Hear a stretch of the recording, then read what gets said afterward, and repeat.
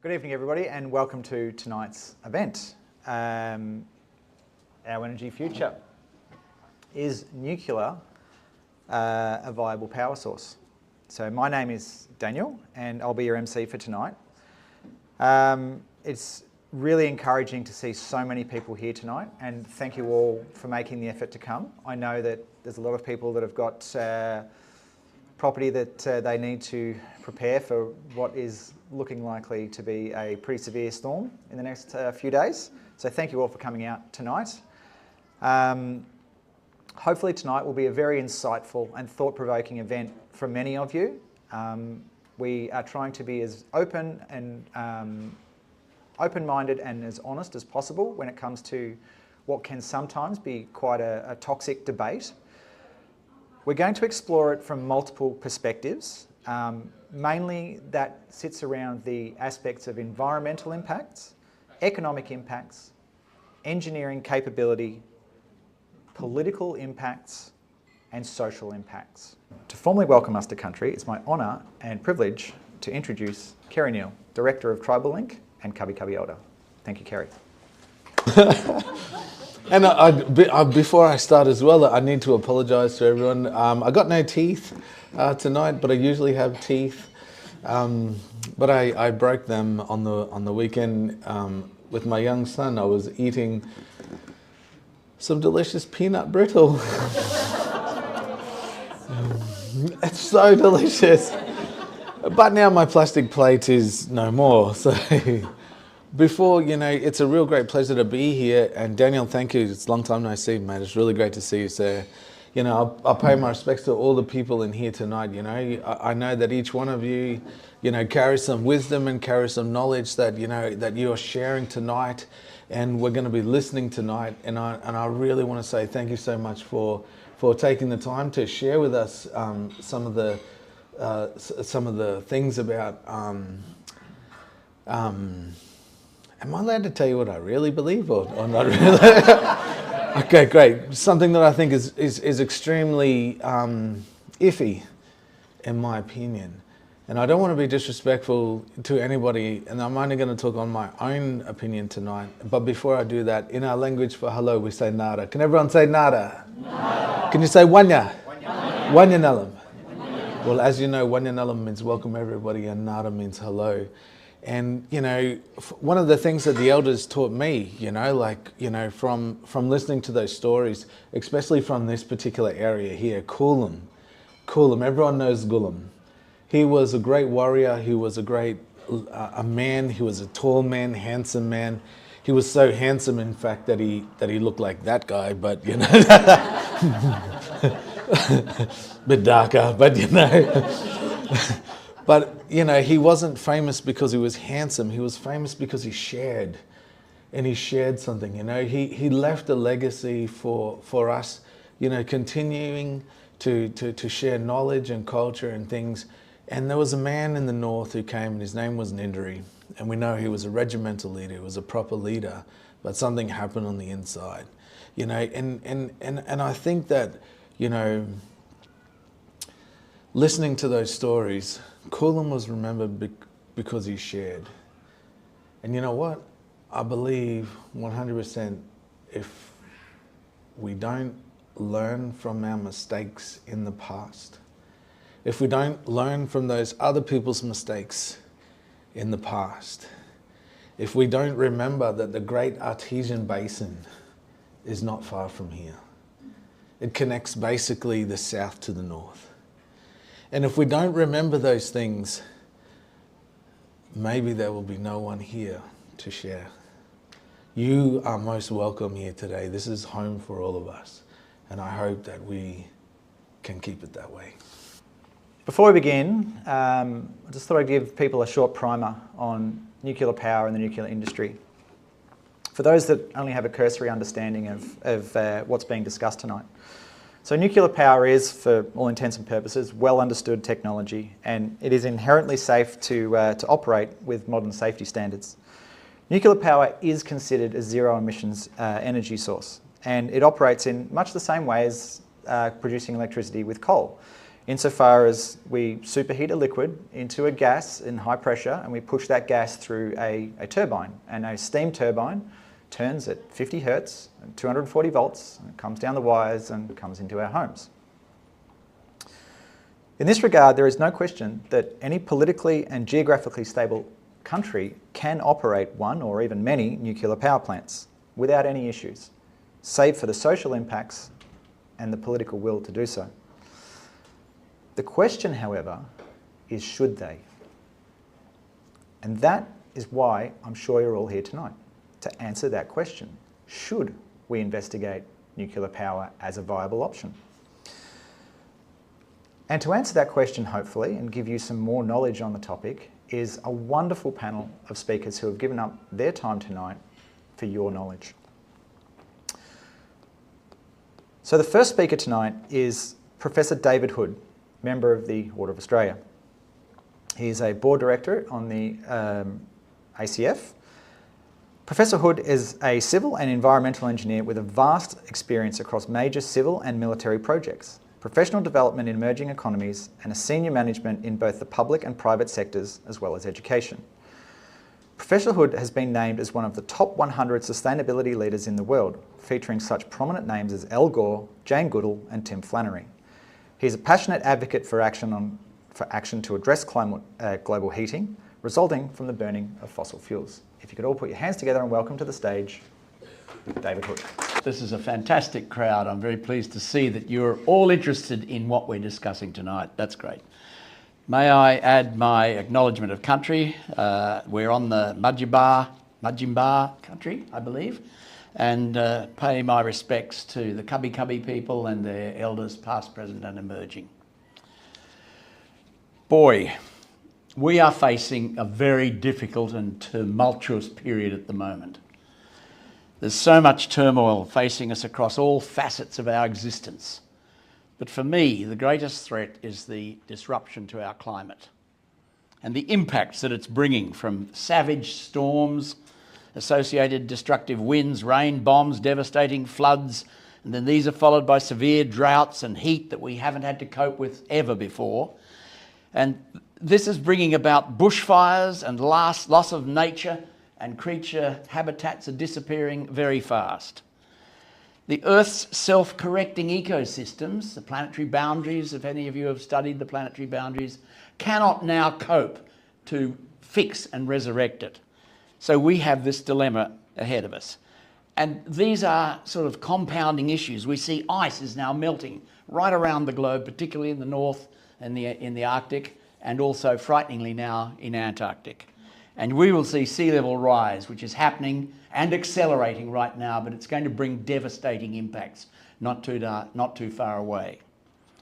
Species extinction is at the highest rate it's ever been in probably millions of years, happening right now. The number of species going extinct every day is frightening.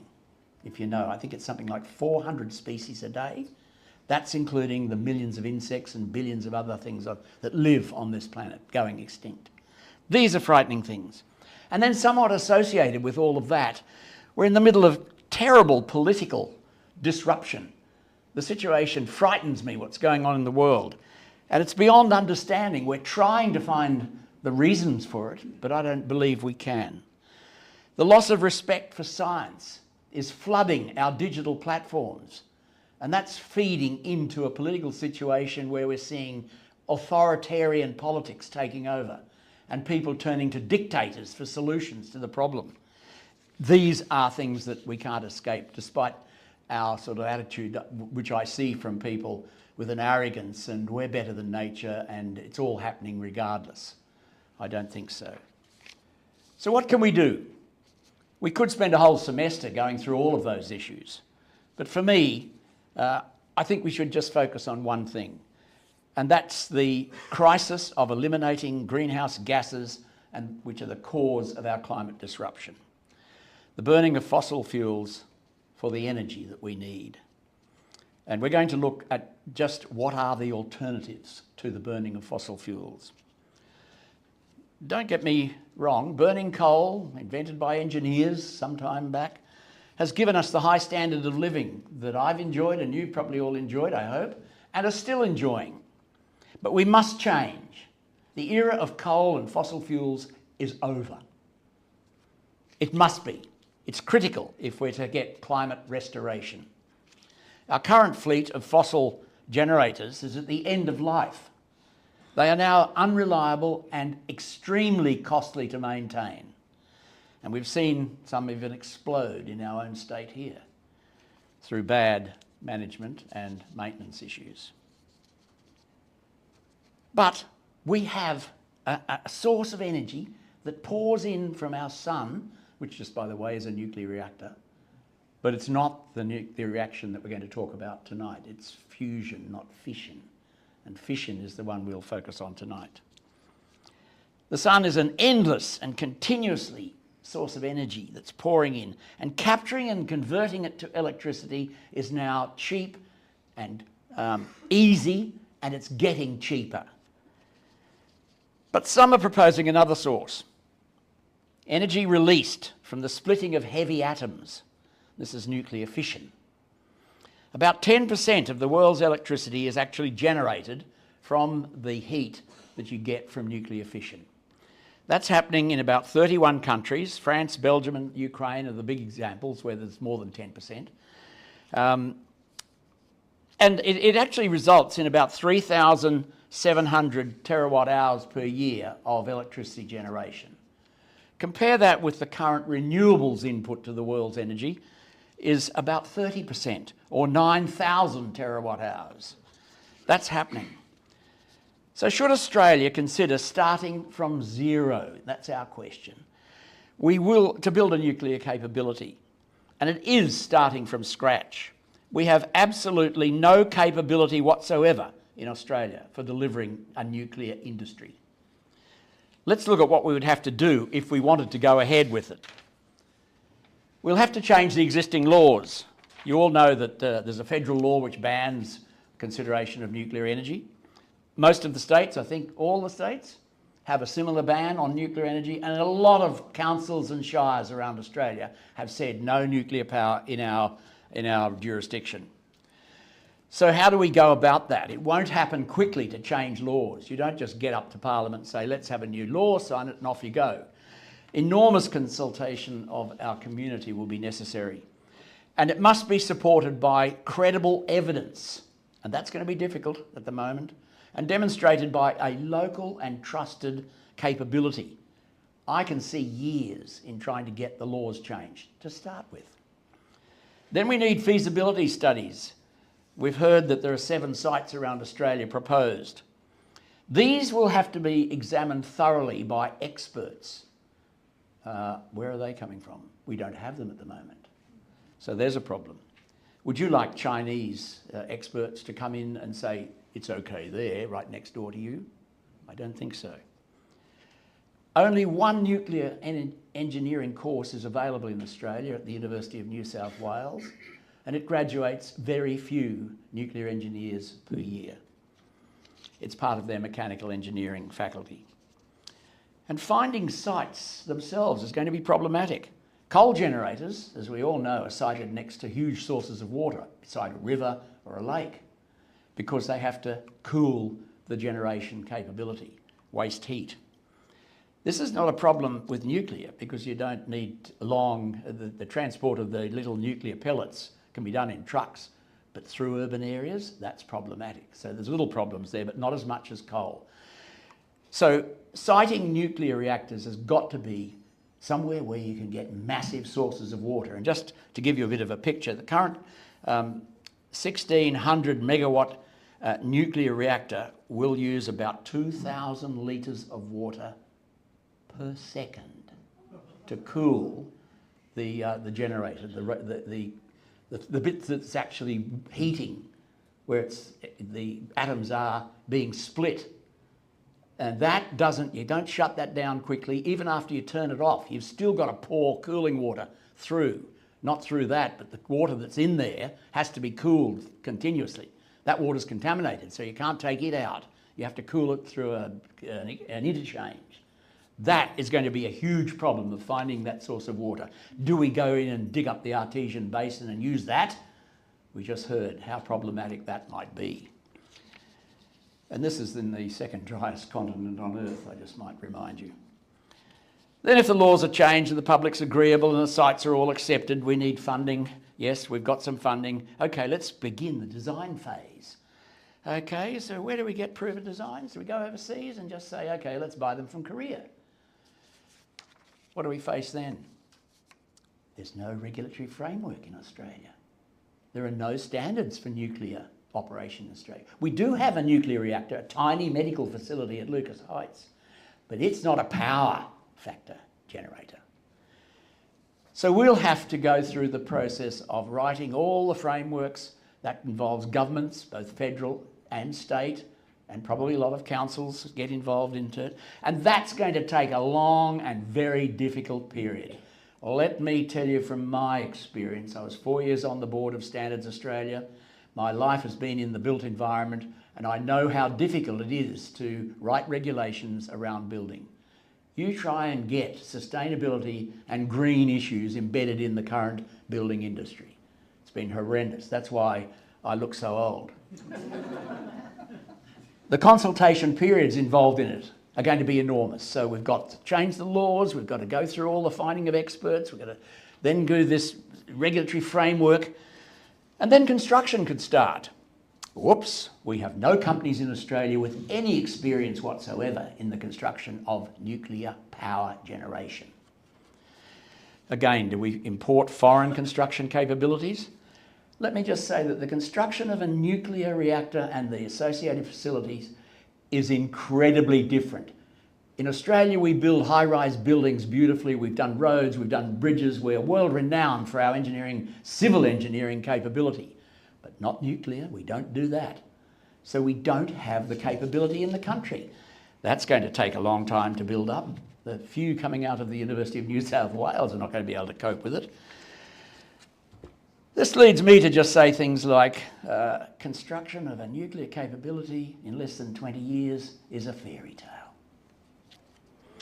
And even if we do build a few reactors here, there's the intractable waste problem. A nuclear reactor, the big ones that generate the huge power that we might need, produce 25 tonnes, metric tonnes of fuel pellets, waste fuel pellets per year per reactor. In the US, the annual total of waste from their generators, and they've got 190, is it? Paul, you might know better than me, generators in the US. 88,000 tonnes of radioactive waste material.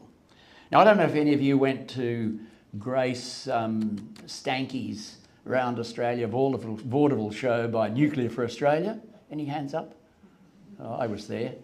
And yes, she's very attractive. She had an evening gown on, and all the males in the audience are my age. They're all looking wonderfully at her. And she spoke beautifully about how wonderful her dad got her into engineering, and then she did nuclear. She's actually the marketing manager for Constellation, which operates 35, I think, of the nuclear reactors in the United States. She tried to tell the audience there that waste was not a problem. It is all PPE equipment, protective masks and hands and gloves and things that we use. And it's all the tools we might use. They're all contaminated. And the building bits and pieces get contaminated. That's okay. We put them in a metal drum and we just keep people away from it. It's not a problem. You get more radiation from eating a banana, she said. Or an avocado. Just remember that. There's 2 fruit you'll have to avoid from now on. And then she went on to say, I've just flown from Perth to Brisbane and I've got more radiation in that flight than I have from working a whole year in my nuclear plant. Yeah, Miss America. What does all this mean? 20 years. It means waiting, waiting and waiting. Where do we get our energy from? Coal and gas. I think that tells you something. What happens when we just keep burning the coal and the gas to give us sort of energy that we need? Mind you, they're all running out, as I said. They're unreliable. The maintenance costs are enormous. We have a 2 billion tonne bomb of carbon emissions from that over that 20-year period. Are we going to tolerate that? But we have a credible solution available right now. Wind and solar. Currently 43% of Australia's energy is provided by renewable energy, and it's growing rapidly. But if we have a change of government, they may scrap the targets and go for the coal and gas while they wait to get the nuclear industry up. Pumped hydro for backup and battery storage for short-term and frequency stabilisation are available. These are all engineering problems, easy to solve. We can do it. We do not need base load, as some people keep telling you. Do you know what base load really is? It was invented by the coal generation industry about 40 years ago. And it was because the coal-fired turbines and everything have to keep spinning overnight with a load to keep it efficient and maintained properly. So how do we get that load at night when business shuts down? So they went to the councils all around Australia and they said, you've got to put street lights everywhere. Leave all the buildings lit up at night for tourism. And that's what a Lord Mayor of Brisbane said to me. David, isn't it amazing? Look at that lovely burnt buildings, lit up, the tourists love it. Oh, that's just burning energy for nothing, Lord Mayor Campbell Newman.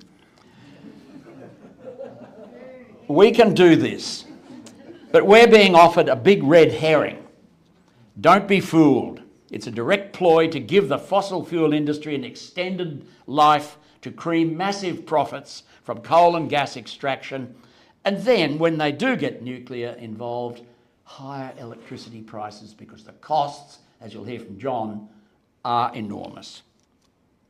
Thank you. The next speaker on our list is Trish Frail. She is dialing in from Zoom, so should the technology gods shine on us tonight.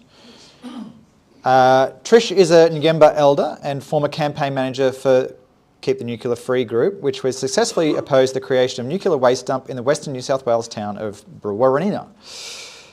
Aboriginal Brewarrina fish traps are well documented in this area and are still in use today. Trish's efforts ensured that the Bree's First Nations heritage and national environment were protected.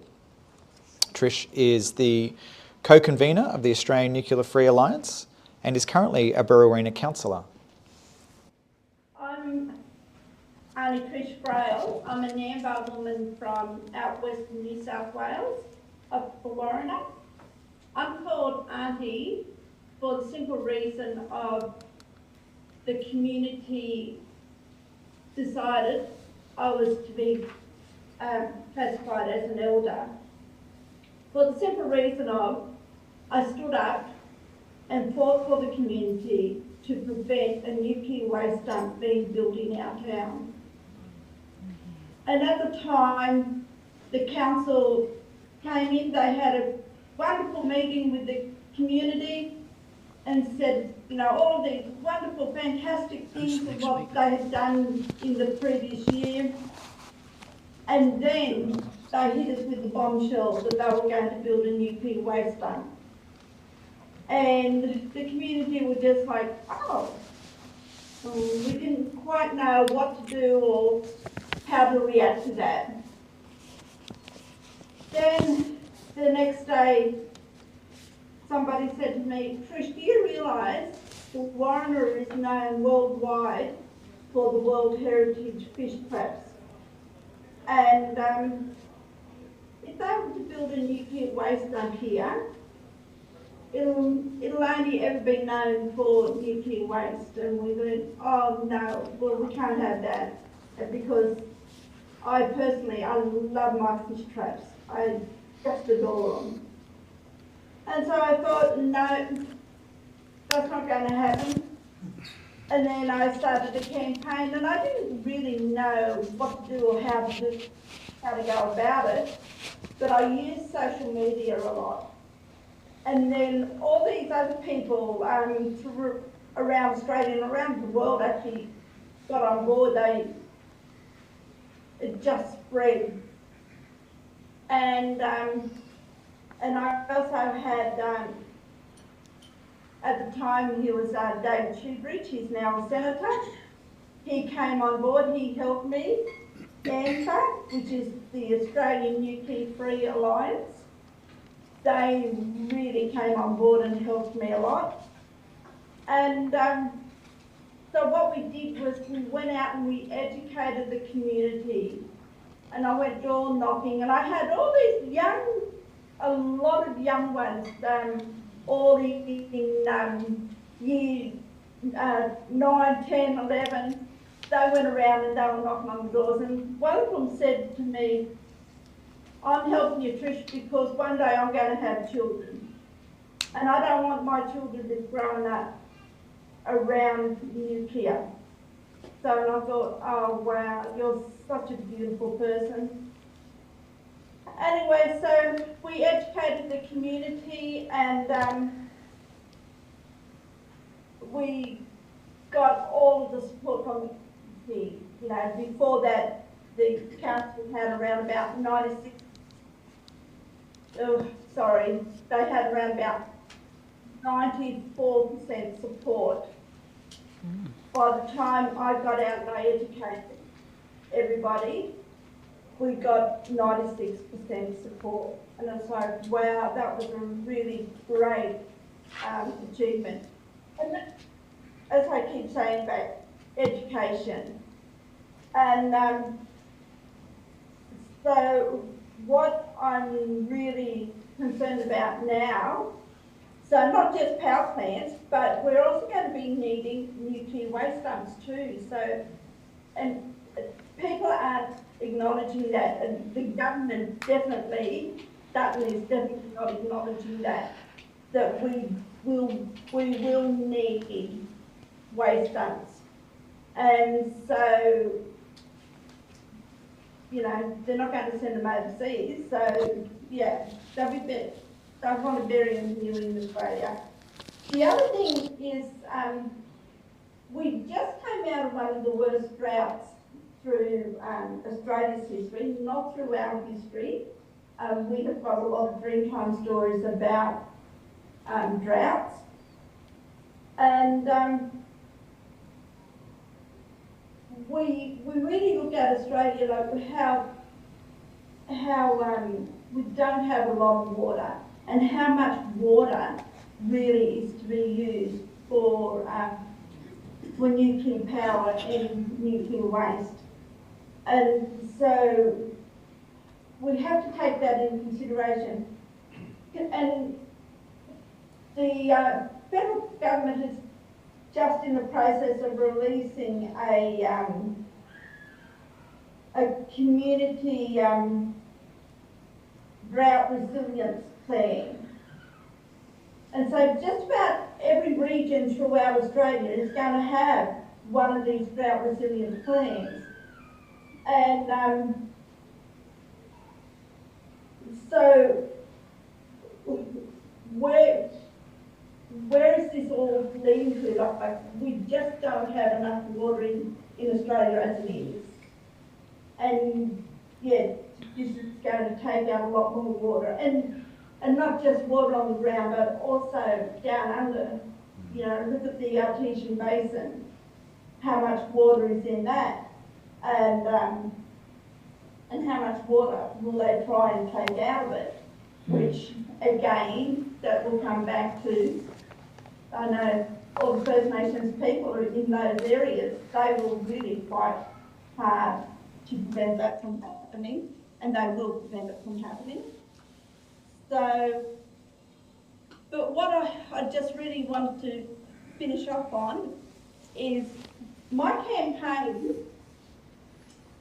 It went for roughly 3.5 months, and apparently that was one of the quickest anti-nuclear campaigns in the world. And I was quite shocked when I found that out, because I knew nothing. And yeah, I had so much support from my community, and the fact that they honoured me enough to then therefore call me an elder. So it's like, wow, that really is a great achievement. So yeah. But all I was going to say, but I did also want to acknowledge that I'm on Darug land, and to acknowledge the land that you've run, and every other First Nations person who is involved in this. It's great to see you. Thanks.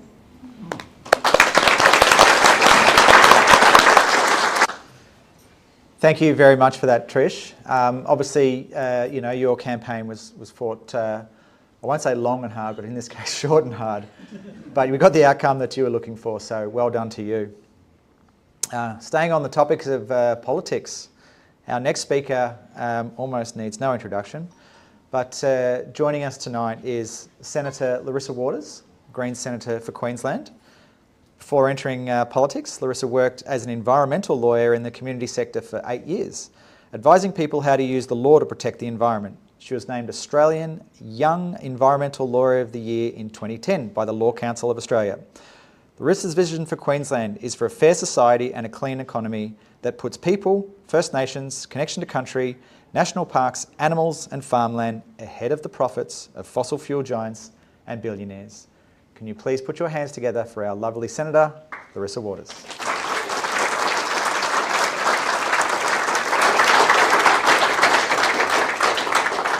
Good evening. Thanks, Daniel, for that lovely introduction. I'd like to add my acknowledgement of the Kabi Kabi elders of this land and acknowledge that sovereignty was never ceded anywhere in this ancient land that we share. And so we have a lot of work to do to make sure that not only do we respect that this is and was always Aboriginal land, but that we can have some genuine reconciliation and healing in this nation, and that involves truth-telling and treaties and voice and reparations. And I want to particularly thank Kerry for your delightfully hilarious welcome. Laughter is so important in these dark times, so thank you for bringing us a lot of yourself there in your gorgeous welcome. And thanks so much to Auntie Trish for her wisdom and being able to join us tonight. I'd also like to acknowledge that we've got a lot of fabulous people in this room, but we've got two that I should particularly give a shout out to. Earlier today, I stood alongside Sue Etheridge and Renee Wills and launched their candidacy as Greens candidates for Fairfax and for Fisher. So do you want to stand up? I can see Sue and I think Renee's, here we are, yeah.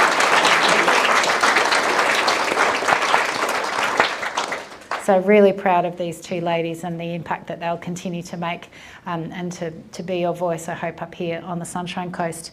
Well, look, we're here tonight because we've got a bit of a faux debate, really. We've got a suggestion from Mr. Peter Dutton, who'd like to be the Prime Minister, that somehow the solution to all of our woes, to energy prices and to the climate crisis, is nuclear power. Now, I think that's bollocks, and that's the technical term. And I'm going to run through some of the reasons why I think that's the case. But I think it's a really interesting observation that the political context in which this suggestion has been made is that we've got the current government, the Labor Party, who were elected on a climate mandate and have done some okay things in renewable energy, and we've worked well with them on that. Unfortunately, they've been opening coal and gas mines like there's no tomorrow. So we've seen 32 coal and gas mines ticked off under Labor. And now we have Dutton, not content with that, is now putting this ridiculous fantasy, as my friend David described it, on the table. And the effect of that proposition is not that it's ever going to happen, folks. Spoiler alert, it's just so crazy and unaffordable, it's not going to happen. But what it will do is delay the transition off coal and gas, and it will delay that renewables transition and just conveniently keep delivering for the coal, oil and gas companies that make such generous donations, because they're such nice people, generously donate to both sides of politics, but in particular to the LNP. So I think that's why Mr. Dutton put what I think is a crazy notion on the table, because actually it benefits the vested interests and the current oligarchs and the mining companies that are having a disproportionate impact on our democracy already. So that's the context in which I approach this. So reasonable minds can differ on that, but that's the view that I've got. Now, in terms of why I think it's bollocks, I don't know why I've gone gone out the blocks with such a strong word there, but it's what I feel. Firstly, this is one of the most expensive options that we can have for energy. Okay, you want to pick the most ridiculous and incredibly pricey option, then that's the one. So nuclear is it. We know that the cleanest and, on this point, the cheapest form of energy is renewable energy. Like, you can't actually argue with the facts and figures there. It is the cheapest form of energy, clean energy, and nuclear is the most expensive. So firstly, it's way too expensive. Secondly, it's going to take forever. If it was ever to happen, and David's run us through this in a far more eloquent and structured way, if it was ever to happen, it's decades away. We've got none of those regulatory systems in place. We've got none of the expertise. We've got none of the facilities already built. We've got none of the workforce. It is ages away. So in terms of the climate crisis and the time that we've got to deal with it and to make that transition, nuclear can't help us. It is way too slow. Now, there's no solution. Third reason, there's no solution for nuclear waste. Nowhere in the world has found a permanent solution that they can have confidence it's going to stay put and not eke out and do further damage. So that is a huge worry, that we still don't have a solution for nuclear waste. Now, the other thing that we don't have guarantees on is whether or not the uranium that we might mine to use in these potential nuclear facilities could end up fueling the nuclear arms race. Now, we just had the reascension of Donald Trump, and I don't want that man to have any more nuclear weapons than he already has. And it's easy to joke about, but we are in crazy times, and we need to be leaning into peace and to an independent foreign policy and not adding to the world's nuclear arsenals. And we do that by mining uranium that we use in potentially in nuclear facilities, and that enables other uranium to be used in nuclear weapons. So, long story short, there's no guarantee it won't end up making the world's nuclear weapons worse. It's technically illegal, and David alluded to this, and I'm happy to go into that in greater detail as an environmental lawyer. It's one of the things, in fact, it's probably one of the only good things in John Howard's environment laws, which are still the laws that we operate under, and it's a complete ban on nuclear facilities. Now, that's good. That's good that that ban is in there, but think how difficult it might be, even if the worst happens and Mr Dutton becomes the Prime Minister. Now, the Greens are working hard for that not to happen, but if democracy delivers otherwise, then Mr Dutton would not only have to change the rules in the House of Representatives, where he might have the numbers or he might need to convince a few Teal independents to change their minds, but he would then have to overturn that law in the Senate as well. And it's mathematically impossible for the Liberals to get control of the Senate. And thank goodness for that, because remember 2004, when John Howard got control of both houses, the Senate and the Reps, we got work choices. And, you know, workers are only just coming back from that erosion of their rights. So it's illegal, and it's going to be impossible for Mr Dutton to change that, not to mention that all of the states and territory jurisdictions are actually opposed to it as well. So, I mean, it's just a crazy notion that's got no legs. There's a few other additional smaller points, but they're the main ones. A couple of other points, though. We don't actually have enough high-grade ore to underpin what Mr Dutton's proposing. It was mentioned to me last night, and hopefully it will come up in questions. We're already facing skyrocketing house premiums, and a learned person pointed out to me last night that our house insurance, all of the ones that this chap had looked at, exclude damage from nuclear facilities. So to put that another way, we're not insured against any nuclear accidents. And you've got Chernobyl, you've got Fukushima, you know, the list is as long as your arm. So there are so many reasons why this nuclear proposal from Dutton is just so ridiculous. It can only be a propping up of coal and gas in the meantime, because it just makes absolutely no sense. It's an elaborate distraction from the fact that they're very happy with the Labor Party approving 32 new coal and gas mines, and they want to approve even more. So that's why we've gathered you here tonight, folks. At least that's why I'm speaking to you tonight. I want you to look at it in that context, and I want you to think really carefully about your vote, because we've got a very important election coming up, and the Greens want to keep Dutton out, but we want to push Labor to act on climate, but also on the housing crisis, on the cost of living crisis, on the equality crisis, on all of the damn crises that are afflicting us at the minute. And we can do that. At the moment, there's 1 in 3 big corporations that pay zero tax.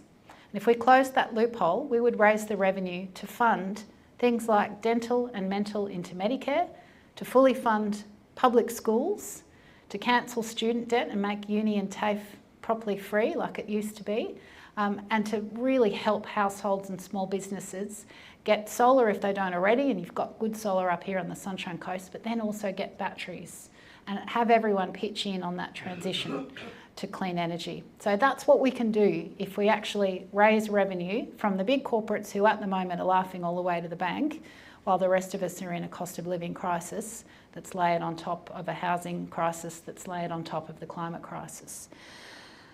And so, yeah, that's why we're having a debate tonight. And I really welcome other people's views and opinions on this, and I'm looking forward to your questions when it comes to it. But the Greens are here proudly saying no new coal and gas, no nuclear.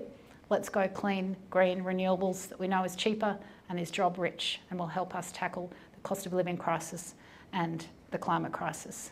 So thanks, everyone. Next on the speaking list is John Quiggin, Professor of Economics. John is Professor at the University of Queensland. He's a prominent research economist and commentator on Australian and international economic policy. He's a former member of the Climate Change Authority and has worked extensively on issues associated with the clean energy transition. I would like you now to please make welcome to the stage John Quiggin. In the Australian context, this is a red herring. Nuclear power isn't going to be around for a very long time, and really Senator Matt Canavan let the cat out of the bag, said this is just a political fix. The coalition wants to preserve coal, but they can't say that, and therefore they're putting forward nuclear as a distraction from the fact that what they're going to do is slow down the transition as long as possible. They can't in the end delay it long enough to bring nuclear on, so it's just a fix for the next 3 or 6 years. It's fair to say, though, that they're not the only ones doing this, and lots of people who you might think know better have seen advocacy of nuclear as a solution to the fact that the transition isn't 100% easy. So we've seen people like Macron in France, Starmer, Joe Biden talk about big increases in nuclear power as a way of solving political problems. And so I want to ask, it's reasonable to ask whether these people are making this point, is there something to back it up? And I'm going to stick as much as I can to the economics, but also the numbers. So if you look at the page for the World Nuclear News, I do regularly, you'll see that there's 60 odd nuclear power stations under construction at this very moment. Now 60 isn't very much compared to the massive amounts of solar in particular that's going in, but it's a lot. The only problem is 56 of those are Russian or Chinese designs. There are 4 nuclear reactors being constructed in the world at the moment that are not Russian or nuclear, and all 4 of them are way behind time and way over cost. So the answer is that despite these announcements, which have been going on for a number of years now, none of the countries I've mentioned have actually managed to get the starting line on nuclear power, despite the fact that they have existing sites, brownfield sites they're called, with nuclear power stations right there waiting to be replaced, despite the fact that they have decades and decades of experience, and despite the fact that, of course, they have an ageing workforce. One of the big problems we have, should we ever do this, is not only will we have to import foreign experts, we'll have to import them before they get too old, because the average age of the nuclear workforce is about my age. We're getting pretty tired. So why is this? I mean, we've seen, of course, and those of you who have visited France perhaps will have seen lots of nuclear power stations. Why is it that we're seeing nothing coming up the starting blocks? Why is it that the costs seem so prohibitive? And the first observation to make is that nuclear power is the exact opposite of solar and of information technology. It's technology which has got more expensive over time. So the French managed to deliver a large number of nuclear power stations in a relatively short period of time in the 1970s. How did they do this? Well, again, an older audience, a lot of us will remember the oil shock when the price of oil rose dramatically, and people did big things. In particular, the Prime Minister of France, a few months afterwards, got up and said, we're going all nuclear, all electric. That was in, I think, January of 1974. 10 months later, they were pouring concrete. Nothing went through Parliament. There were, of course, no environmental impact statements. The government of the day said, we're picking one design and sticking with it. How did they afford it? Well, essentially, a lot of the money came out of the military budget. France was then a state which makes China look decentralised, an incredibly strong central state. They could allocate capital as much as they wanted, and they did so. And they built 50-odd nuclear power stations in the space of 10 years. Then the whole thing ran out of puff. Costs were going up steadily through this time, partly because the cheap capital had gone, but also because big construction, mega projects, have not got cheaper over time. It's much more expensive to build a highway now than it was 50 years ago, even allowing for inflation. And that's partly a matter of things like environmental standards, partly a matter simply of the fact that we haven't had the technological progress in stuff to do with concrete that we have had across the economy as a whole. That means it gets dearer and dearer. And so the French, in fact, those four I mentioned, there were 5 or 6 stations under construction a few years ago. One of those, a place called Flamanville in France, came in at 30 billion euros, I think, for a 1.6 gigawatt station. That's about the size of 2 coal-fired power stations. Massively more expensive than even new coal. Stupendously more expensive than solar. The effect was to send the French electricity company, EDF, bankrupt. They'd been privatised in the early 2000s. They had to be renationalised to keep them afloat. And the French equivalent of the Auditor General is now saying, you really need to put horns in.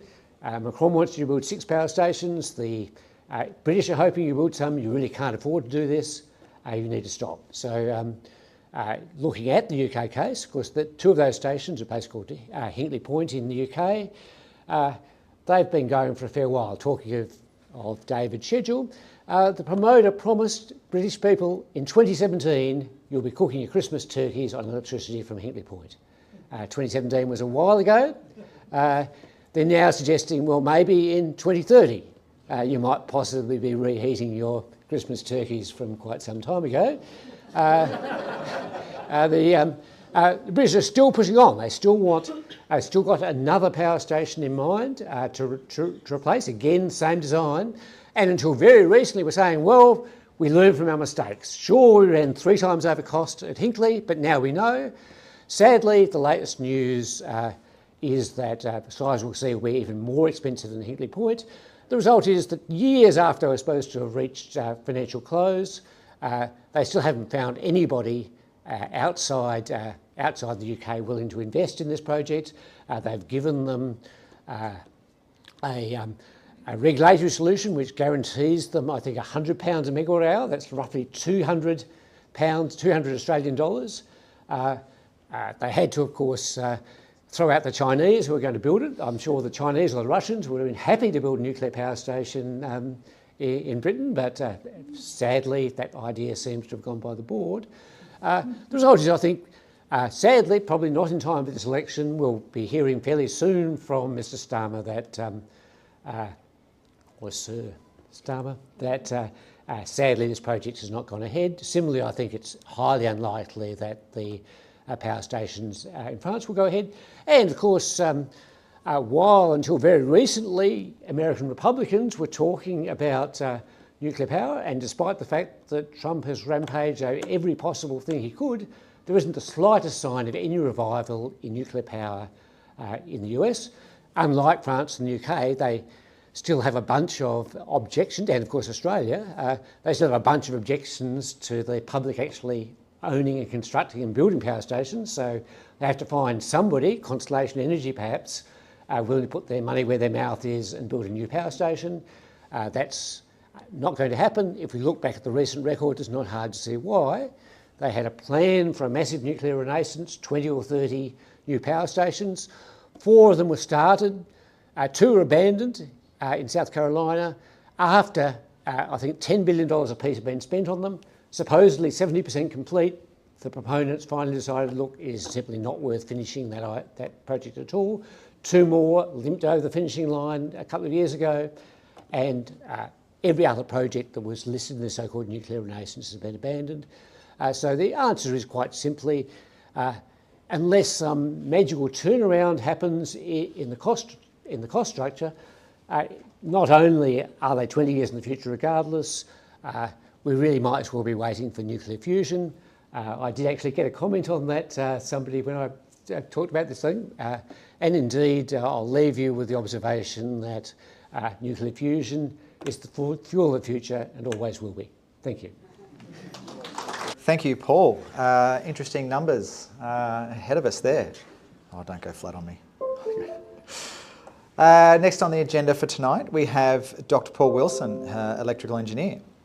He comes to us tonight with over 50 years of experience, including first-hand work on the reactors at Hartwell Atomic Energy and Research Establishment in Berkshire in the United Kingdom. As well as that, we have first-hand experience with the nuclear engineering, working in the ZETA project, the Zero Energy Thermonuclear Assembly, the earliest attempt to build a nuclear fusion reactor that we just heard about. So, with your lovely gratitude, I would like you to put your hands together again for Dr. Paul Wilson. Thank you very much. Yes, indeed. I'm probably the only person in the room who's actually worked on nuclear reactors. I'm not the only person in the room. Yeah, the reactors that I worked on, there were 6 of them, and they've got intriguing names. They were all research reactors: GLEAP, Beppo, Dido, Lido, Pluto, and Daphne. with the names of the 6 reactors that I worked on. So I've got a picture of Dounreay here. Dounreay is in the far north coast of Scotland, and it was actually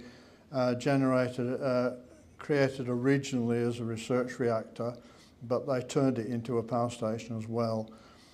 It produced electricity for 23 years. When it really became redundant and they closed it down. It's mothballed now. It's awaiting demolition, and I don't think anybody actually knows how to demolish it. There are 2 reactors there in the spherical dome and the dome on the left-hand side. What was interesting was that a lot of radioactive waste was sent to Dounreay, and what they did was they just dumped it in the sea. So now they've got a major problem of cleaning up the seabed just off the north of Scotland. We just heard about Hinkley Point, number 3, nuclear power station that is under construction at the moment and running very late. The reason I showed you this picture is to show you the incredible complexity of a nuclear power station. Just look how busy that site is. It's unbelievable. And this is why they're so difficult to build, and this is why they're so expensive to build. And I'm going to allude to this a little later on. But they're actually putting the dome on top of the containment vessel. Now that building is the container for the reactor itself, because the reactor building has to be completely airtight. In order to stop isotope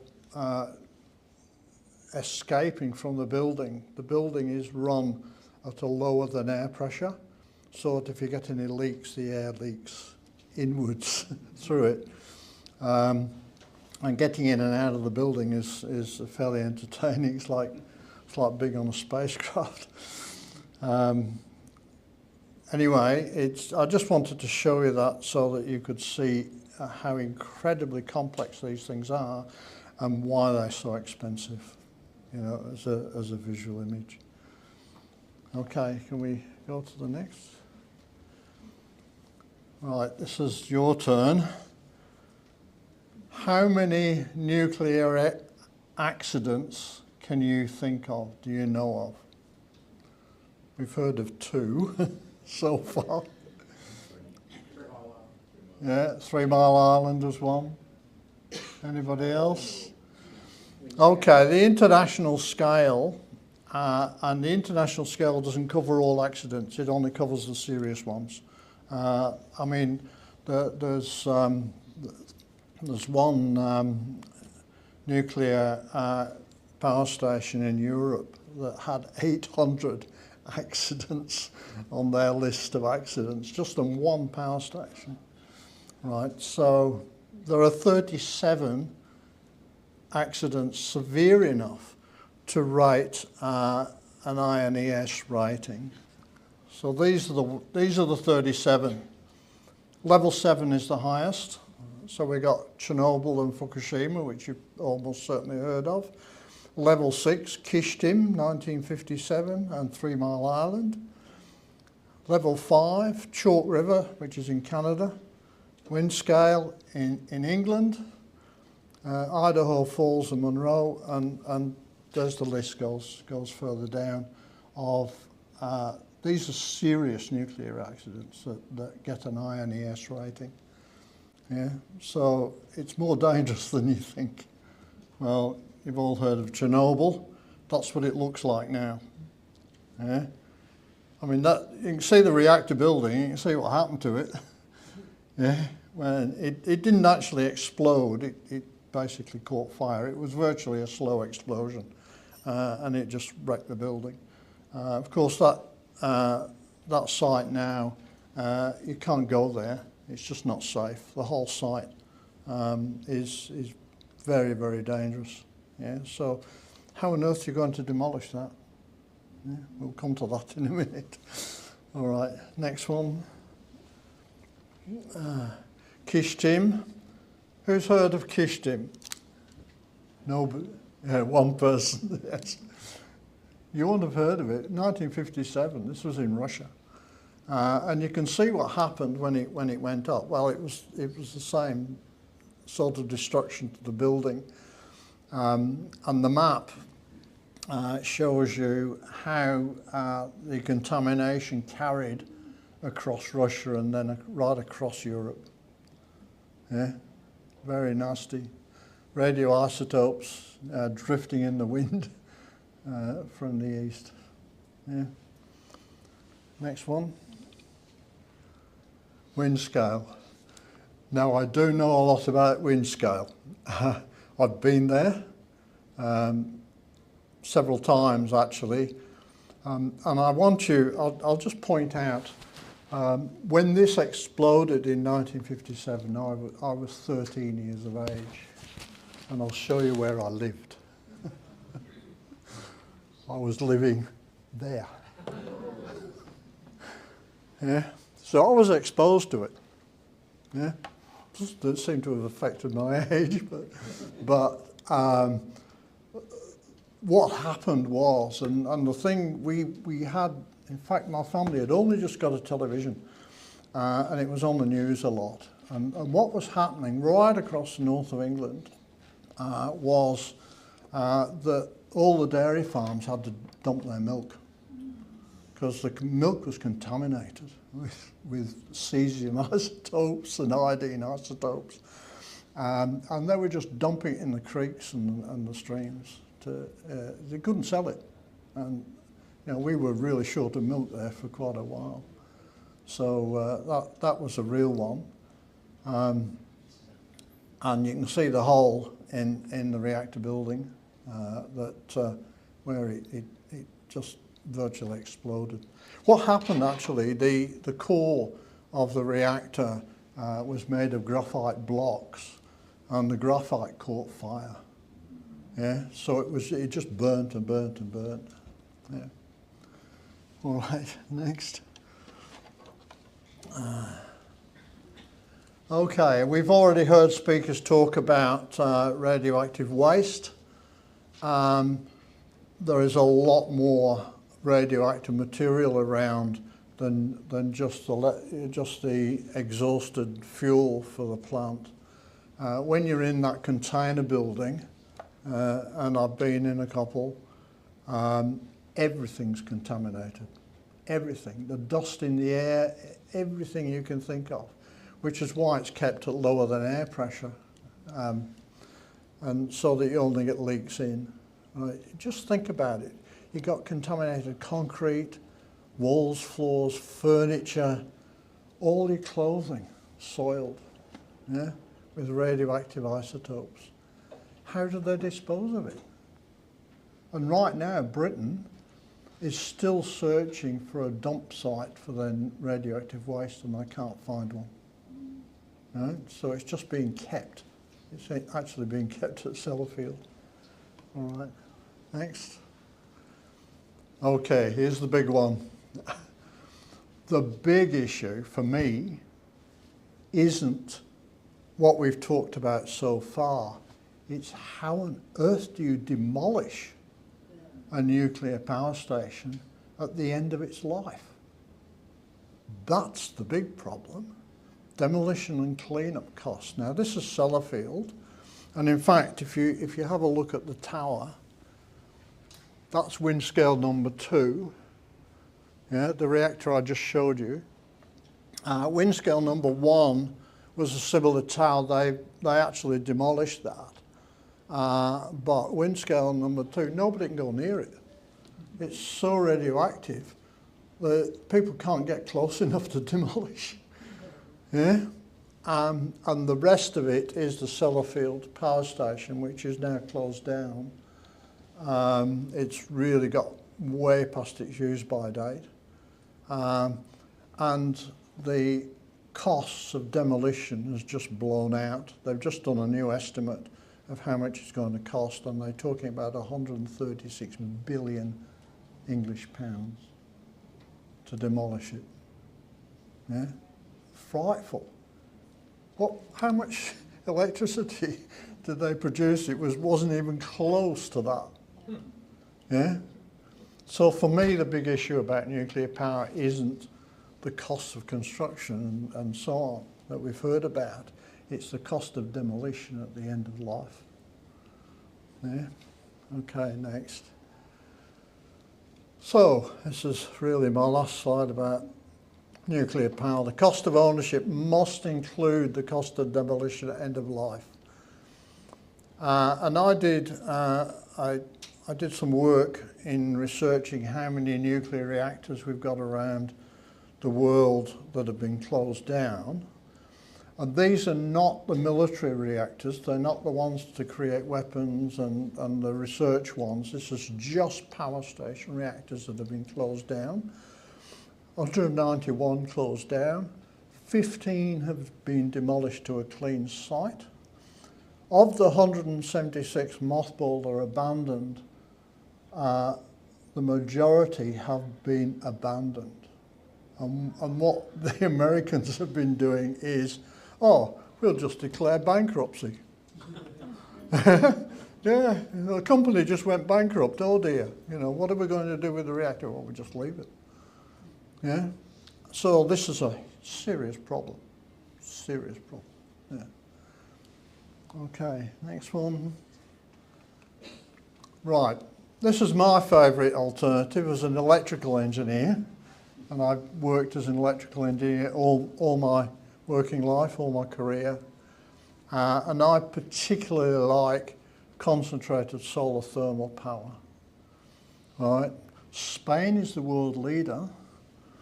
They have got 51 solar thermal power stations, amounting to, they're not very big, they're about 50 megawatts, 2.3 gigawatts of power, and they've got 8 gigawatt hours of nighttime energy. Not all the Spanish ones have got storage, heat storage, but there are a sufficient number to keep Spain going through the night.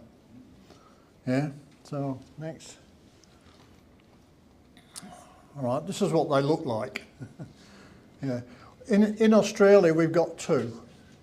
The CSIRO has a tiny little one just outside Newcastle, and there is a small commercial one just being built fairly recently, and that's it. So why aren't we doing this? And And I appeal to the politician in the room, why on earth aren't we building these? Yeah? Right. So this is how they work, right? These are mirrors, right? And they're stainless steel sheets. They last forever, right? They don't deteriorate like solar panels on your rooftop do. Solar panel on your rooftop, hey, you're going to be lucky to get 15 to 20 years out of one before you've got to scrap them. These are stainless steel mirrors. They last for 100 years. Yeah? And they rotate and they focus the heat from the sun, not the light from the sun, the light and the heat, onto the power tower in the middle. So per square metre of mirror, you're getting roughly twice as much energy as you do from the light, yeah? The solar panels you got on your roof. And as Spain's the expert, and we could buy one off the shelf from Spain and have it up and running in 2 years.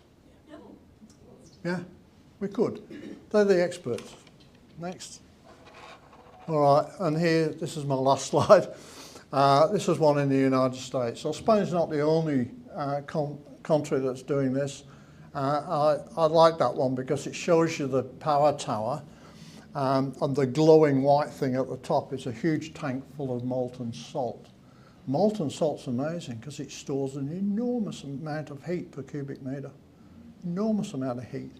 So, you know, that power tower will run the power station through the night. Okay, and that's my offering for today. Thank you very much. Thank you, Paul, for the information on demolition costs, but more importantly, alternatives. Claire Silcott, who is an energy strategist. Claire is the Queensland Conservation Council's energy strategist, working to replace coal-fired power stations with clean energy. She's a renewable energy engineer with 10 years of experience in electricity market modelling, zero carbon transmission planning and community energy development in both London and here, well, not here, but in Brisbane, in Queensland here. So please welcome our last speaker for the night, Claire Silcott.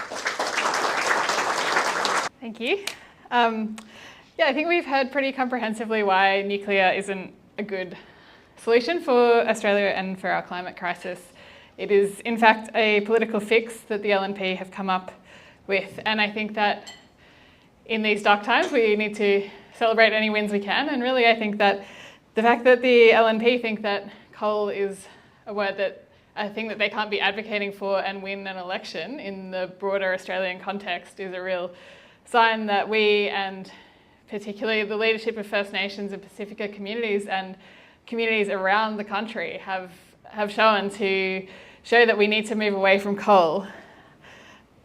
And also, as David mentioned, that our coal-fired power stations are literally blowing up. That's another compelling argument. So the LNP is turning to a bit of a different tactic that I wanted to talk a little bit to you about tonight to kind of hopefully inoculate you a bit against some of the propaganda that's coming against renewables. Because the renewable energy transition is working in Australia. Queensland's lagging a bit behind the rest of the nation, but we're still at over 30% of our electricity coming from renewable sources. And rooftop solar is the biggest source of that. A decade ago, we had no large-scale renewable energy in Queensland, and a trickle, less than 3% coming from rooftop solar. So this is working, and it's well underway. And our vision is that we continue this transition to create a restorative energy industry that increases biodiversity, that empowers First Nations people and regional communities, and provides reliable, affordable, renewable energy. But the unfortunate truth is that we're not seeing that and that vision play out with all projects. We are seeing projects develop here in Queensland in areas of high biodiversity with poor community engagement that aren't delivering benefits to the community. And the key reason that we have to remember why this is happening is because we have terrible planning and nature protection laws in Queensland. So the fossil fuel lobby want us to be fighting between the speed and scale at which we need to take climate action and the biodiversity crisis and the need to protect the remnant vegetation that we have, the reason that those are pitted against each other is actually because we are not protecting nature in any of our developments. And we saw with the recent shelving of the EPBC reforms that the fossil fuel lobby doesn't want to fix that problem. So it's so important that we keep that on the agenda for the next government, that we need to reform those nature protection laws. But it's also important to keep in perspective what's happening in Queensland. In the latest data that we have from 2021-22, Queensland cleared 320,000 hectares of trees. 15% of these were remnant vegetation, and less than 0.5% was for infrastructure, including renewables. My estimation is that if we keep approving wind farms without improving our nature protection laws, we would clear around 20,000 hectares of vegetation to build up to 80% renewables. So that's just over 5% of what we're clearing in a single year over the next decade. But also, I didn't study renewable energy engineering to help clear remnant vegetation on Queensland's ridgelines. Like, that's not the vision of the future that I want.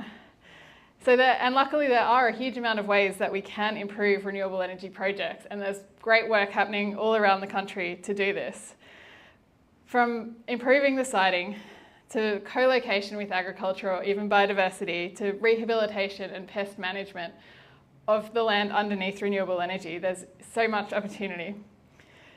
In the New England, the Community Power Agency have written a guide to help improve biodiversity in grasslands under solar panels. We're doing work with the Western Downs Regional Council on lasting community benefit funds. In South Australia, a wind farm has added to a national park and provided for management support of that national park as part of their offset strategy. There's increasing work looking at what a net positive impact from the renewable energy industry looks like. 2 weeks ago, I was up in central Queensland in Rockhampton and Gladstone, where we're supporting regional groups to come together to develop a nature positive plan for the energy transition in their region. Because we do have to be real about the impacts of renewable energy. At the end of the day, a lot of these companies are more multinational corporations that know how to use our dodgy laws to roll over nature and communities and make money. But a positive side effect of doing that for renewables is that we don't also cook the planet. So we have to lean into these uncomfortable and hard conversations and work out how to get the best solution for nature and climate. And that's why it's so important to be having conversations like these, understanding our energy supply a bit better, understanding what are real solutions for the climate crisis, and making sure that we then communicate that to our friends, our family, and most importantly, our MPs and candidates ahead of the federal election. Thanks.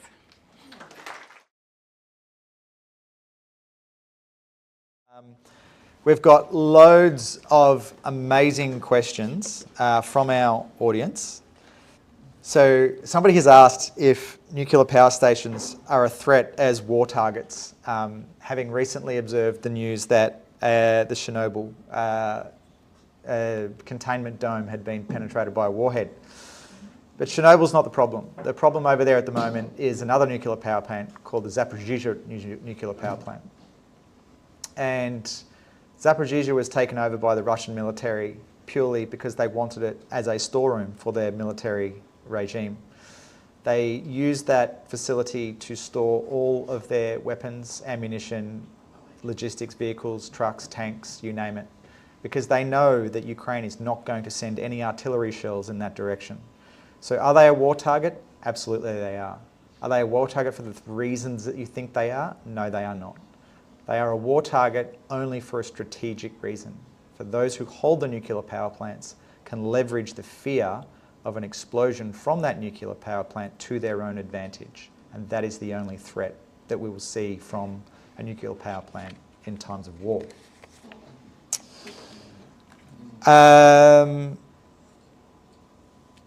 Obviously, Dr. Wilson, you finished with some quite rousing pictures there of the molten salt thermal plant. The question from the audience is, How does that work in a geographically diverse grid? Do we place these plants out in the desert somewhere, or do they need to be located close to our centres of population, and how much land would they be taking up? There's a microphone in front of you.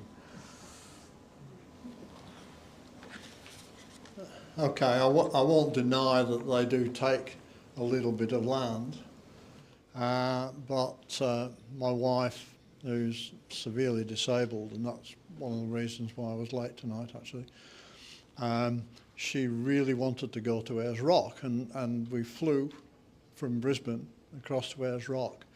And what impressed me was how soon you hit the desert. Yeah, it's the green country is over very shortly, and probably 3/4 of the flight from Brisbane to Ayers Rock was over just straight desert. Yeah. Now, if we wanted to put these plants anywhere, it would be out there. So the question that rose then from Peter Dutton was the advantage of the existing coal-fired power stations is that they've got the poles and wires in place, right? So, being an electrical engineer, I had a look at the map of all the power lines across Queensland, and it's amazing how far west the power lines actually go. Yeah. Now, if you've got power lines going out right to the edge of the desert, if you've got electricity going west, electricity can come east over the same wires. Yeah. So we actually have a lot of the infrastructure in place, and you know, for my book, the place to put the solar thermal that we buy from Spain would be out on the very edge of the desert, yeah, and just bring the electricity this way. In fact, if you look at a map of all the electrical supply lines around Queensland and around Australia, there are a lot more of them than you think. Very good, thank you. Sticking with that topic of the number of power stations in Australia, we've got a number of questions here that quite marry onto the same theme. Is that one? There's a very strong sense from the panel that nuclear power plays no part in the energy infrastructure in Australia.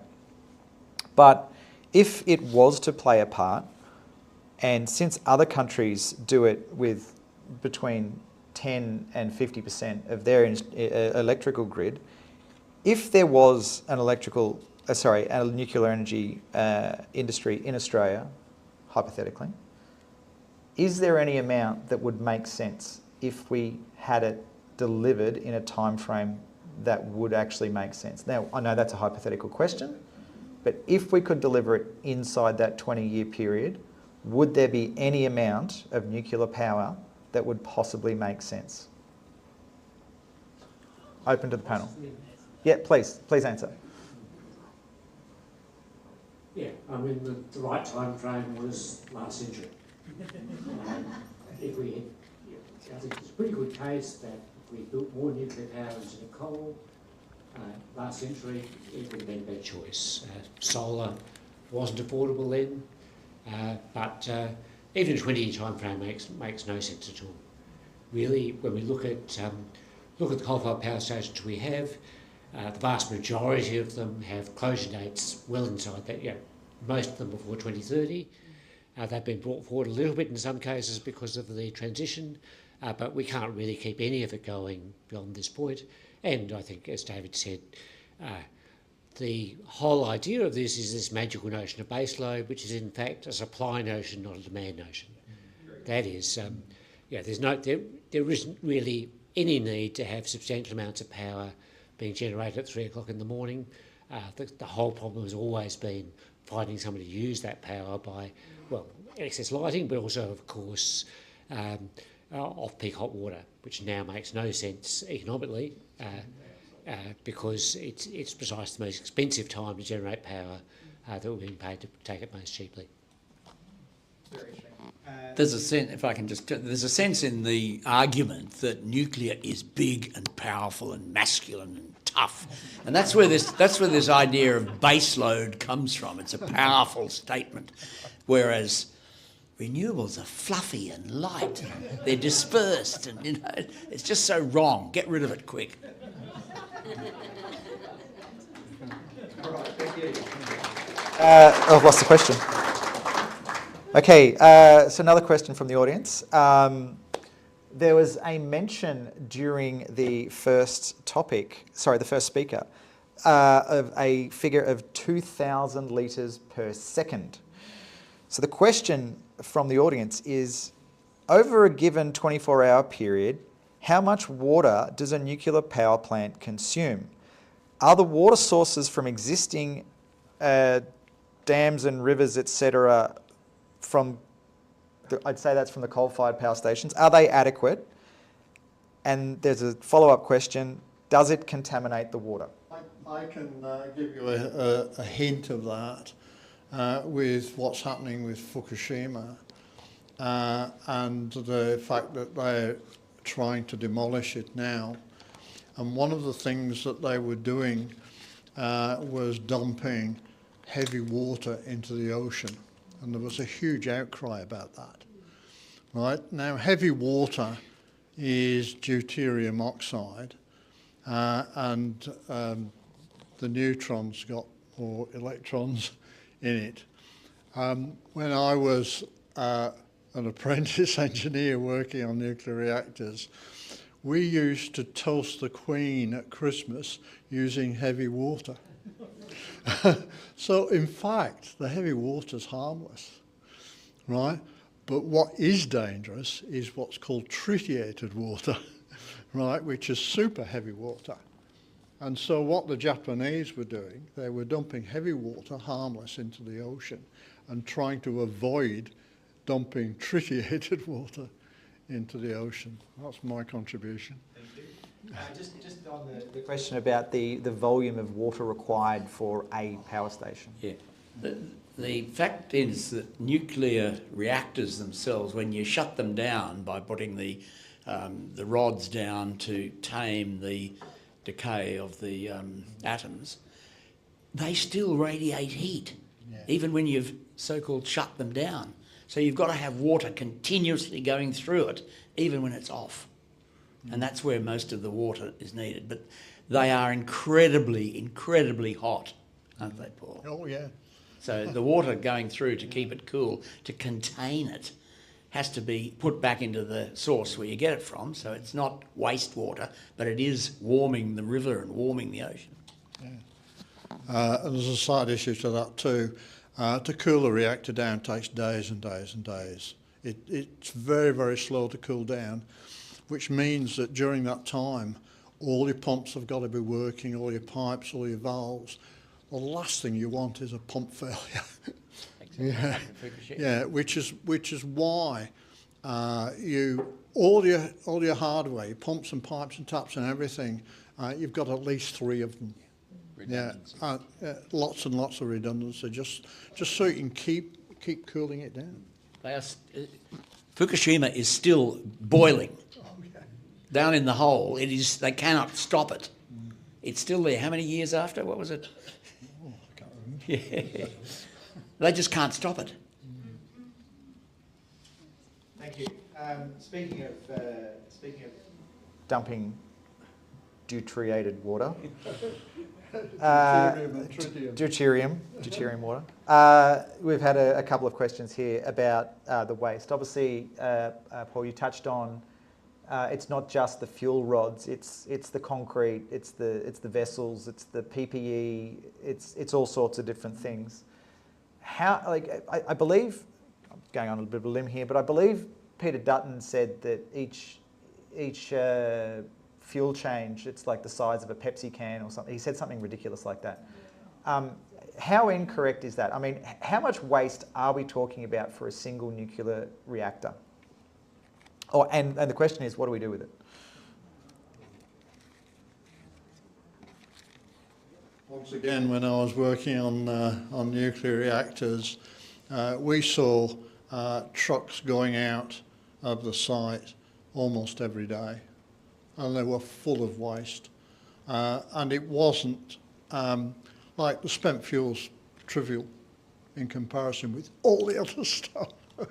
You know, almost everything that you've got going inside a reactor building is contaminated. Yeah, and clothing was actually one of the biggest issues, because if your clothing's contaminated with radioactive elements, you can't wear it the next day. You know, you've got to dump it.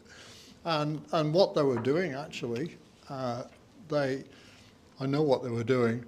They were shipping it up the motorway to Lancashire, taking it out on a boat into the Irish Sea and dropping it overboard.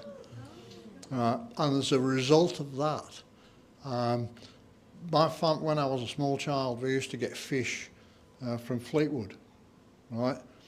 The Fleetwood fishermen were put out of business because their fish were coming up radioactive. That's a true story. You'll find a lot of nuclear proponents run around with a tiny little pellet about that big, and they'll stand up in front of you and say, that's all there is in a nuclear reactor, his little pellet. But it's not one pellet, is it? How many pellets? A lot. I've seen them. It's tens and tens of thousands. Yeah. So if Well, anyone, I gave the figure 25 tonnes per year from one reactor, 88,000 tonnes a year out of the US reactors. So if anybody wants to know what the size of a pellet is, if you take a chapstick and you wind up about twice what you would need to, maybe about the size of your finger in size. Yeah. So wind up a chapstick and cut that much off the top of it. That is one pellet of enriched uranium. Yeah. And I got asked a question before about how much fuel do they put in and how much do they take out. And the thing is, a nuclear power plant is an evolution. You start with the power plant approximately 15% fueled. I'm sure I'm going to get corrected on this one. It's not completely filled with fuel. And as each year goes on, you add more and more and more. So over the course of the first maybe 14 years, you start to completely fill up the reactor. And then at the end of the 7 years, you start taking fuel out, and then it's just a constant cycle. So there isn't a lot of fuel. It's not a huge amount. But the reactor I worked at was 12 stories tall, and the reactor component of it was at the top of it, and it was about 8 stories. And inside each fuel chamber is what's called a stringer. And a stringer is about, the fuel stringer is about the size of a very large man's thigh. And they drop that, and it's about 8 stories long. And it's just full of these little chapsticks the whole way down until it gets to about a metre from the end, and then it's all electronics and stuff. But everything inside that is radioactive at the end of its life. And everything it touched is radioactive. And everything that went in there to cool it down is radioactive. And everything that went into the building and stayed there for any amount of time is radioactive. And every person that goes in there gets a little badge, and it's got a little marker on it, and it tells you when you're too radioactive and you can't go to work the next day. So that's what it's like working in a nuclear reactor. Anyway, aside from that, my experience, we've got 3 more questions here. This question is on the economics of the community and the impacts to the community.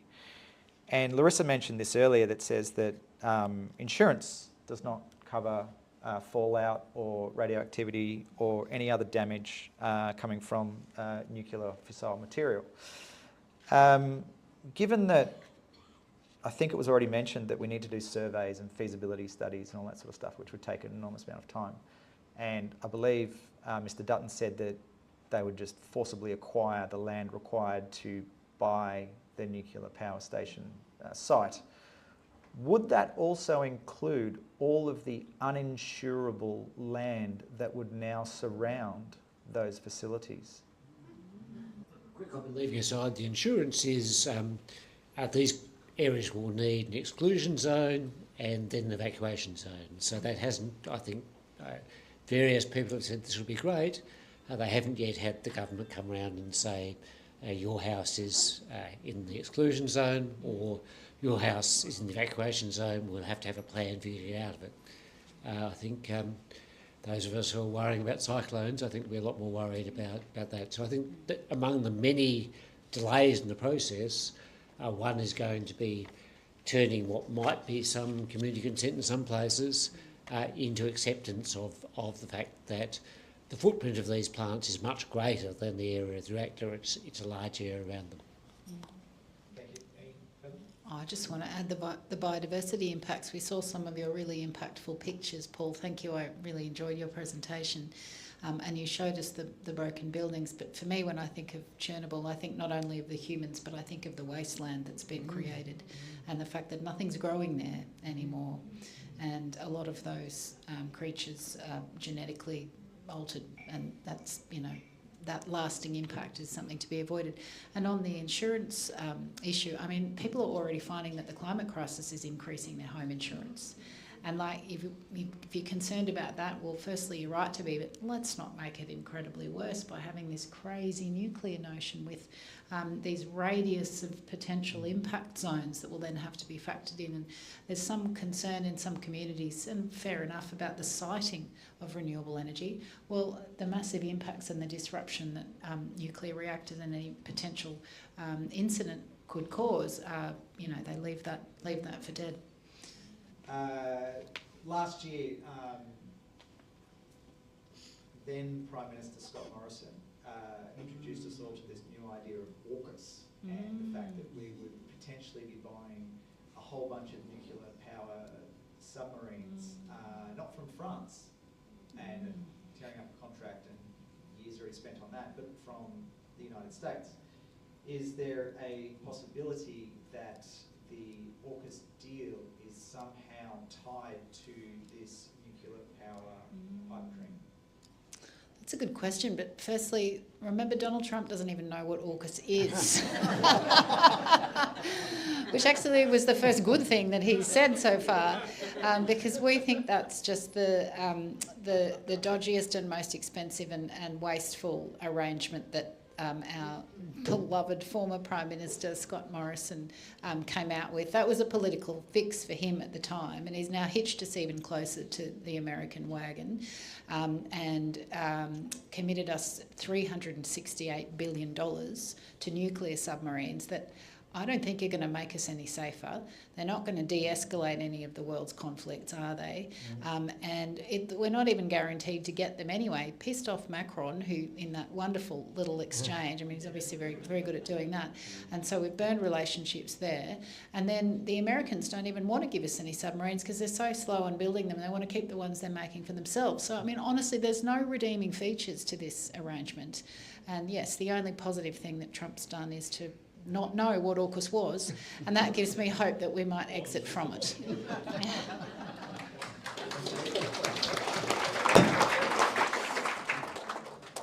And finally, I will summarise this one to effectively say this in as best as I can from the audience member. But we're finding, and this audience is not isolated, but we're finding that we are talking within echo chambers, be it online or in person. We are speaking to the converted, is one term you will quite often hear. The next election that does come up, whether it's on April the 12th or May the 2nd or whatever day it's going to be, I'm budgeting 8th, 12th. We're going to see a significant amount of information and misinformation. We have seen what that brings when we look at what's happened over in the United States, where you've now basically got Donald Trump elected on the back of tribalism, for no disrespect to how we use that term over here. But how are we supposed to, in Australia, deal with the fact that people of learned sentiment, as in the people who have the lived experience and have the knowledge are muffled by the voices that are amplified by bots, by social media campaigns, by political campaigns that care nothing for the truth and only for the power. How is it that we are supposed to deal with that as people, as a community? Might make a start on that. Well, we don't have any truth in political advertising laws, folks. So unfortunately, all of that nonsense that you hear that sounds wrong, it can be wrong, and it's not breaking any laws. And we had a chance to legislate truth in political advertising laws, and the government actually did introduce a bill to do that. And on the same day they introduced the bill, they also said they had no intention of progressing that bill, which is somewhat perplexing. And so we do have the rise of disinformation. We have a post-truth world, and the only way we can counter that, in the absence of truth in political advertising laws, is by talking to one another and by cutting through all of that nonsense and that disinformation and misinformation online, and just having one-on-one conversations. And that's something that each of you might feel a bit more empowered to do after you've heard from the amazing speakers tonight. Might feel a bit more confident doing that. And that people listen to their friends and peers and colleagues. All of the political research tells us that actually the most persuasive conversation that you can have is someone that you know, with a friend or with a colleague. So you're really powerful in that regard, and we do have a very important election coming up. So if anyone hasn't yet volunteered, now hopefully it's for the Greens, but look for anyone whose values you feel aligned to, then please put yourselves forward to do that kind of volunteer work, whether it's chatting with folk at market stalls, whether it's letterboxing, whether it's door knocking, like we're doing a lot of here at the Greens. Having those connections, it not only builds connection and builds community, but it can cut through some of that disinformation. So I think that's a really powerful option for people. Thanks, Larissa. Thank you. Can I just add one thing? Sorry. Just as well as doing that, I think one thing that I find personally helpful is to think about all the people that I've ever met in this instance in regional Queensland that we're often pitted against as people who live in the city versus the region, and everyone that I have met in the regions almost without exception wants what is best for their region and for their children, and it is the bots and the billionaires that is corrupting this, and the way that we potentially make that worse is by buying into it and not recognising the humanity of other people and having those conversations like Larissa was saying.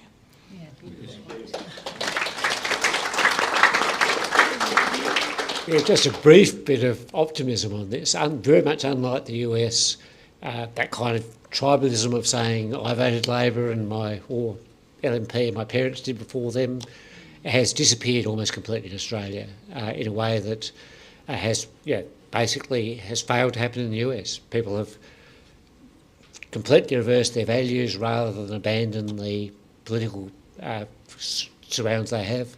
In Australia, we have seen, I think, most people, a much larger group of people who are willing to look at the issues and say, I'm going to make up my own mind on this independently of that kind of historical loyalty. One last comment? Just the last comment. I think if you see something that you know is wrong on these posters and billboards, call it out, for God's sake, because too much of it is just left there for people to see. And this is the Atlas Network. Hands up those who know of the Atlas Network or have heard of it. Or Advance is one of the organisations in Australia that's part of that network. The Institute of Public Policies, Public Affairs, IPA, in Melbourne, they are part of it. A lot of the money going into it is from the coal industries and Gina Reinhardt and others.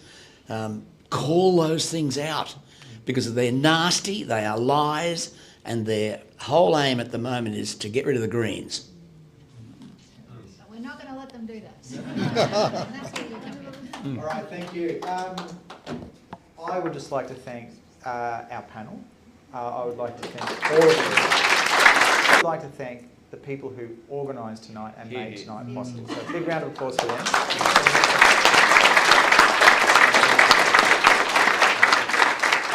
Herb has been an anti-nuclear campaigner for as long as I have been alive. And take it away, Herb. Back in the 70s, I was working with Friends of the Earth in Sydney, and doing the anti-uranium, anti-nuclear sort of thing. And it's interesting to see that even after 50 years, the arguments about and against nuclear power really haven't changed very much. But there's one thing which we realized, 50 years ago, which wasn't all that relevant then, but is more relevant now, is that in the case of ionizing radiation getting loose, and if it damages your house or contaminates your house, your insurance does not cover that. Most people are not really aware of that. It's buried in the PDS of what do you call it? PDS is the product disclosure statement. For instance,